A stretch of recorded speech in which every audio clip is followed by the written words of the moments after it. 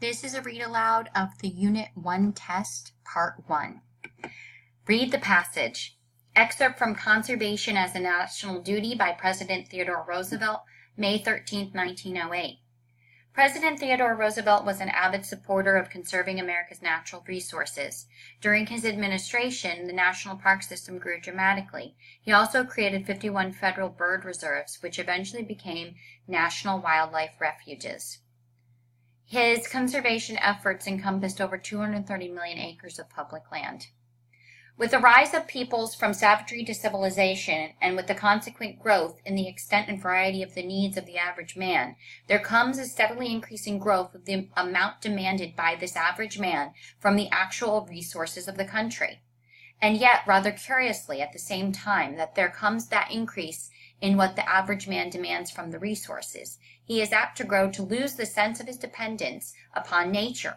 He lives in big cities. He deals in industries that do not bring him in close touch with nature. He does not realize the demands he is making upon nature. Savages and very primitive peoples generally concern themselves only with superficial natural resources, with those which they obtain from the actual surface of the ground. As peoples become a little less primitive, their industries, although in a rude manner, are extended to resources below the surface. Then, with what we call civilization and the extension of knowledge, more resources come into use, industries are multiplied, and foresight begins to become a necessary and prominent factor in life. Crops are cultivated, animals are domesticated, and metals are mastered. Every step of the progress of mankind is marked by the discovery and use of natural resources previously unused.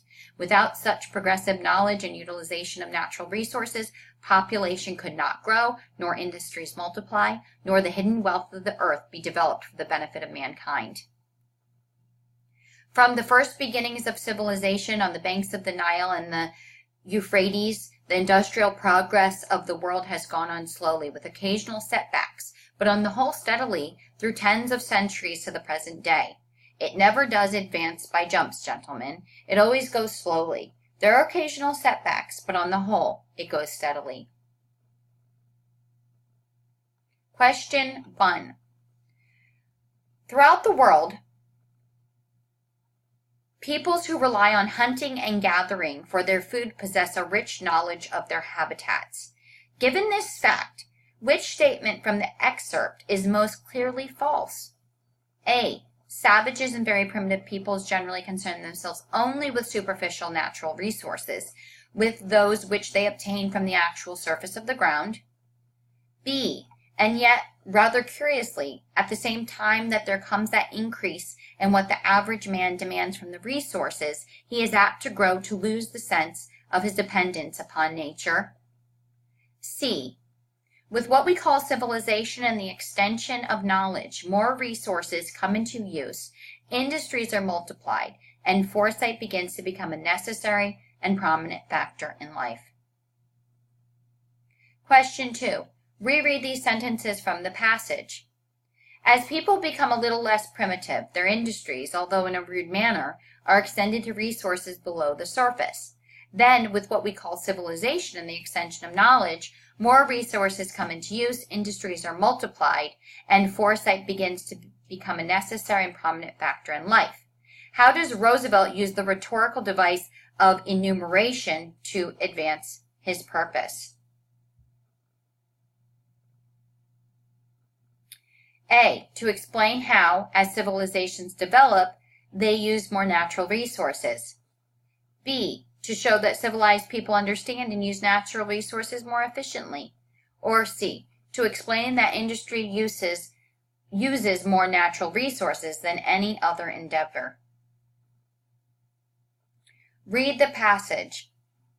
Excerpt from Conservation as a National Duty by Theodore Roosevelt. President Roosevelt was an avid supporter of conserving America's natural resources. During his administration, the national park system grew dramatically. He also created 51 federal reserves, which eventually became national wildlife refuges. His conservation efforts encompassed over 230 million areas of public land. New passage. The natural resources can be divided into two sharply distinguished classes accordingly as they are or are not capable of renewal. Mines, if used, must necessarily be exhausted. The minerals do not and cannot renew themselves. Therefore, in dealing with the coal, the oil, the gas, the iron, the metals generally, all that we can do is to try to see that they are wisely used. The exhaustion is certain to come in time. We can trust that it will be deferred long enough to enable the extraordinarily inventive genius of our people to devise means and methods for more or less adequately replacing what is lost, but the exhaustion is sure to come.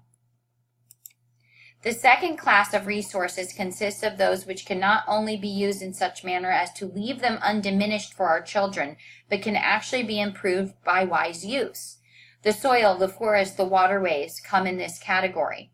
Everyone knows that is a really good farmer leaves his farm more valuable at the end of his life than it was when he first took hold of it. So with the waterways, so with the forests. In dealing with mineral resources, man is able to improve on nature only by putting the resources to a beneficial use, which in the end exhausts them. But in dealing with the soil and its products, man can improve on nature by compelling the resources to renew and even reconstruct themselves in such manner as to serve increasingly beneficial uses, while the living waters can so be controlled as to multiply their benefits. Question 3. Which concept under Roosevelt's explanation of the two types of resources? A. Each type of resource should be used appropriately in its own way. B. Coal and metals are more urgent priority than renewable resources. C. Conservationists must no longer ignore the problem of renewable resources. Read the passage.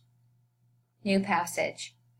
Excerpt from How to Behave, a Pocket Manual of Republican Etiquette by Samuel R. Wells.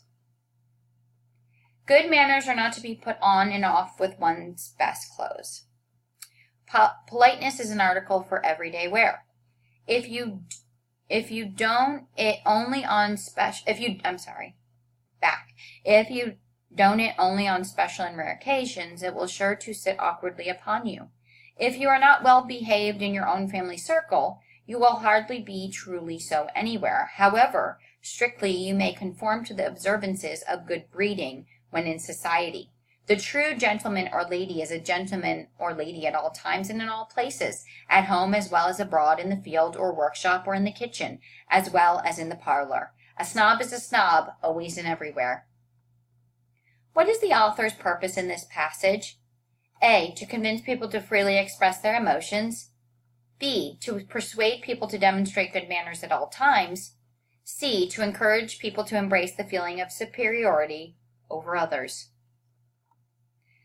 New passage. Excerpt from How to Behave, a Pocket Manual of Republican Etiquette by Samuel R. Wells. American children, we are sorry to be obliged to say it, are not, as a general rule, well behaved. They are rude and disrespectful, if not disobedient. Through whose fault comes this state of things? American boys and girls have naturally as much good sense and good nature as those of any other nation, and when well trained, no children are more courteous and agreeable. The fault lies in their education. In the days of our grandfathers, children were taught manners at school, a rather rude, backwoods sort of manners. It is true, but better than the no manners at all of the present day. We must blame parents in this matter rather than their children. If you would have your children grow up beloved and respected by their elders as well as their contemporaries, teach them good manners in their childhood. The young sovereign should first learn to obey, that he may be the first fitted to command in his turn.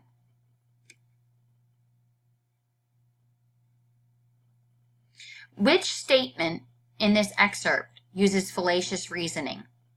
A. We must blame parents in this matter rather than their children because people's faults cannot be blamed on other people. B. If you would have your children grow up beloved and respected by their elders as well as their contemporaries, teach them good manners in their childhood, because older people's opinions of younger people is not important. Or C. If you would have your children grow up beloved and respected by their their elders as well as their contemporaries teach them good manners in their childhood, because the author says it without any proof. New passage. Excerpt from A Crisis of Confidence by President Jimmy Carter, July 15, 1979. In the 1960s, 3 American leaders were assassinated. In the early 1970s, America lost its first war, the Vietnam War, and saw a president resign due to the Watergate scandal. In 1973 and 1979, Americans faced an oil crisis which caused gas rationing and long lines at gas stations. Morale was low and many people felt hopeless. On July 15th, President Carter gave this speech in an effort to restore hope and to inspire citizens to action. In a nation that was proud of hard work, strong families, close-knit communities, and our faith in God, too many of us now tend to worship self-indulgence and consumption. Human identity is no longer defined by what one does, but by what one owns. But we've discovered that owning things and consuming things does not satisfy our longing for meaning. We've learned that piling up material goods cannot fill the emptiness of lives, which have no confidence or purpose. The symptoms of this crisis of the American spirit are all around us. For the first time in the history of our country's majority of our people believe that the next 5 years will be worse than the past 5 years. 2/3 of our people do not even vote. The productivity of American workers is actually dropping, and the willingness of Americans to save for the future has fallen below that of all other Western people in the Western world. All the traditions of our past, all the lessons of our heritage, all the promises of our future point to another path, the path of common purpose and the restoration of American values. That path leads to true freedom from our nation and ourselves. We can take the first steps down that path as we begin to solve our energy problems. Energy will be the immediate test of our ability to unite this nation, and it can also be the standard around which we rally. On the battlefield of energy, we can win for our nation a new confidence, and we can seize control of our common destiny. In little more than 2 decades, we've gone from a position of energy independence to one in which almost half the oil we use from foreign countries at prices that are going through the roof. Our excessive dependence on OPEC has already taken a tremendous toll on our economy and our people. This is the direct cause of the long lines which have made millions of you spend aggravating hours waiting for gasoline. It's a cause of the increased inflation and unemployment that we now face. This intolerable dependence on foreign oil threatens our economic independence and the very security of our nation.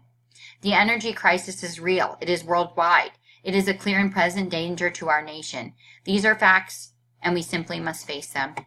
Question 6. Which statement best represents reasonable evidence to support the claim that America is too dependent on foreign oil? A. Most of the oil America uses comes from foreign countries. B. The oil crisis isn't just America's problem, it is the worldwide problem. And C. An effort to reduce America's dependence on oil will unite our nation. Question 7. Which quotation about America's low morale is based on fallacious reasoning? For the first time in the history of our country, a majority of our people believe that the next 5 years will be worse than the past 5 years. B. On the battlefield of energy, we can win for our nation a new confidence, and we can seize control again in our common destiny. C. This is a direct cause of the long lines which have made millions of you spend aggravating hours waiting for gasoline. New passage. Excerpt from What to the Slave is the 4th of July by Frederick Douglass. What then remains to be argued? Is it that slavery is not divine, that God did not establish it, that our doctors of divinity are mistaken? That is blasphemy in the thought. That which is inhuman cannot be divine. Who can reason on such a proposition? They that can may, I cannot. The time for such argument is past. At a time like this, scorching irony, not convincing argument is needed. Oh, I had the ability, and could I reach the nation's ear, I would, today, pour out a fiery stream of biting ridicule, blasting reproach, withering sarcasm, and stern rebuke.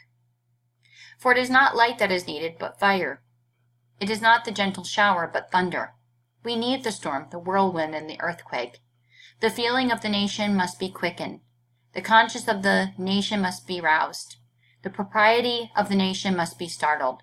The hypocrisy of the nation must be exposed, and its crimes against God and man must be proclaimed and denounced. What, to the American slave, is your 4th of July? I answer, a day that reveals to him, more than all other days in the year, the gross injustice and cruelty to which he is the constant victim. To him, your celebration is a sham, your boasted liberty an unholy license. Your national greatness, swelling vanity, your sounds of rejoicing are empty and heartless. Your denunciations of tyrants, brass-fronted impudence, your shouts of liberty and equality, hollow mockery, your prayers and hymns, your sermons and thanksgivings, with all your religious parade and solemnity, are to him mere bombast, fraud, deception, impiety, and hypocrisy, a thin veil to cover up crimes which would disgrace the nation of savages. This is not a nation on the earth guilty of practices more shocking and bloody than are the people of these United States at this very hour. Reread this example of rhetoric from the passage. To him, your celebration is a sham, your boasted liberty an unholy license, your national greatness, swelling vanity, your sounds of rejoicing are empty and heartless, your denunciations of tyrants, brass-fronted impudence, your shouts of liberty and equality, hollow mockery, your prayers and hymns, your sermons and thanksgiving, with all your religious parade. Which statement best describes how this use of rhetoric affects the speech? A. By using similar phrasing, the speaker links one part of the speech to another. B. By repeating words, the speaker creates a dramatic delivery to emphasize an important point. C. Using phrases related to the same subject refocuses interest on the original topic.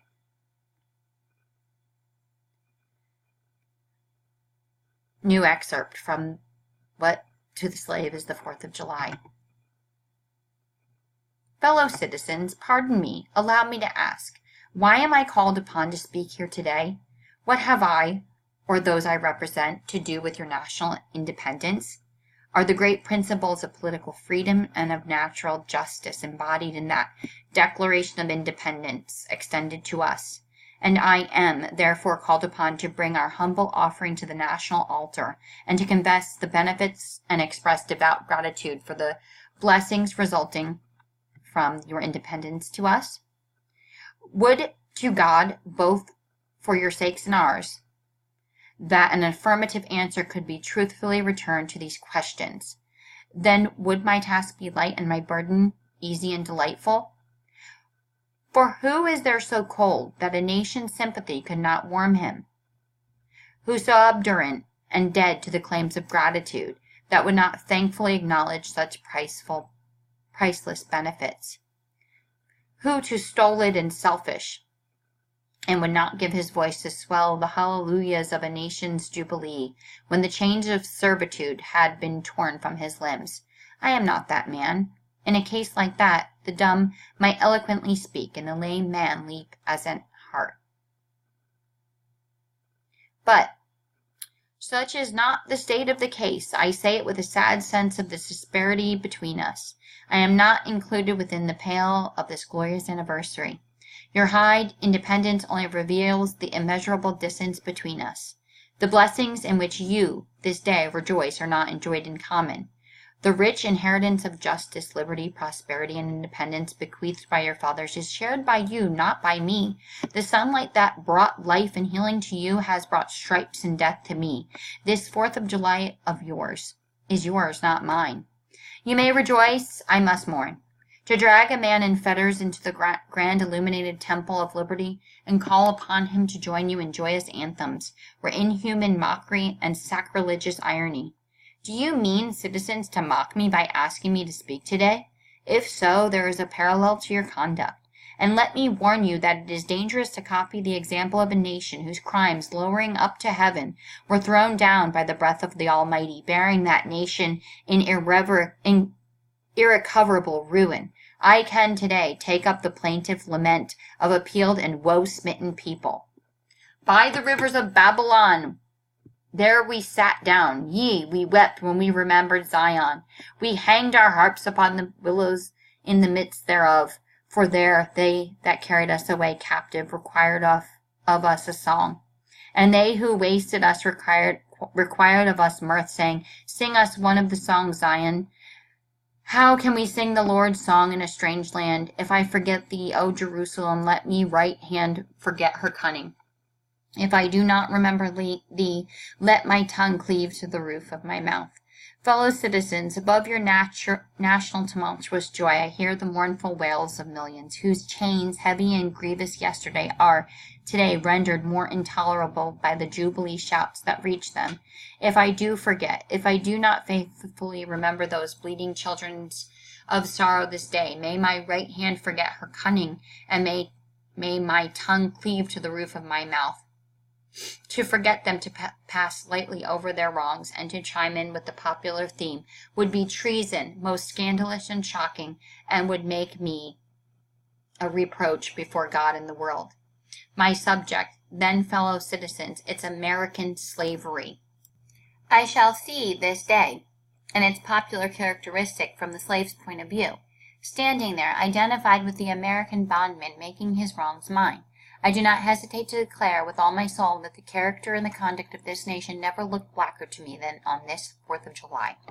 Whether we turn to the declarations of the past or to the professions of the present, the conduct of the nation seems equally hideous and revolting. America is false to the past, false to the present, and solemnly binds herself to be false to the future. Standing with God and the crushed and bleeding slave on this occasion, I will, in the name of humanity, which is outraged, in the name of liberty, which is fettered, in the name of the Constitution and the Bible, which are disregarded and trampled upon, dare to call in question and to denounce, with all the emphasis I can demand,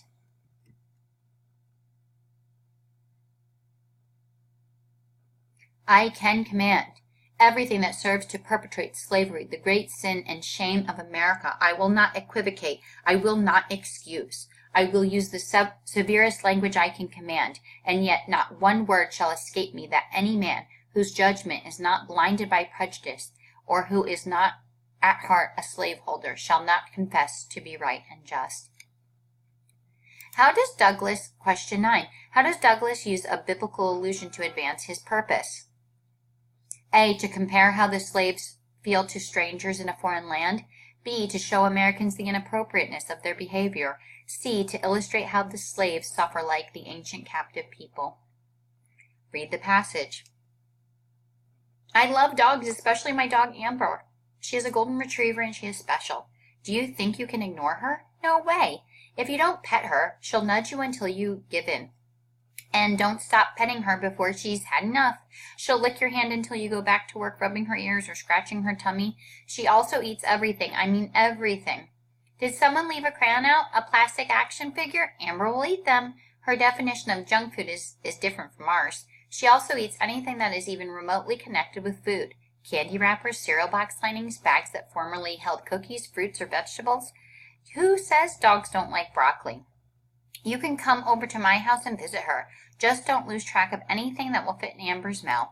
As I said, she's special. Question 10. Which element makes the passage informal? Exclamation marks, precise language, objective tone. Which sentence would be most appropriate for a book report? A. The book captures the spirit of country life in the 18th century. B. This book is as dull as the day is long. C. The writer includes many fascinating facts about England. 12. Which sentence would be the most appropriate for an informative newspaper article? A. The mayor should get with the program and solve the problem. B. According to the mayor, this is an important matter that requires attention. C. The new park is about to open, but the security team's short-staffed. Question 3. Which sentence would be most appropriate for a formal presentation? A. The computer meets all the necessary requirements for speed and memory. B. The computer is so useful. See how quick it hops from one task to another. C. The computer is really attractive to most people I've talked to. Question 14. Would you like 8 points for completing this test? Yes? No?